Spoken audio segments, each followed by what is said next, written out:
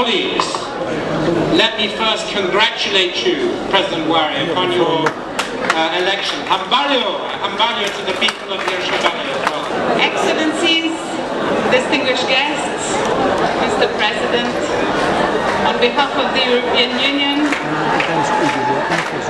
I would like to give you our most sincere congratulations.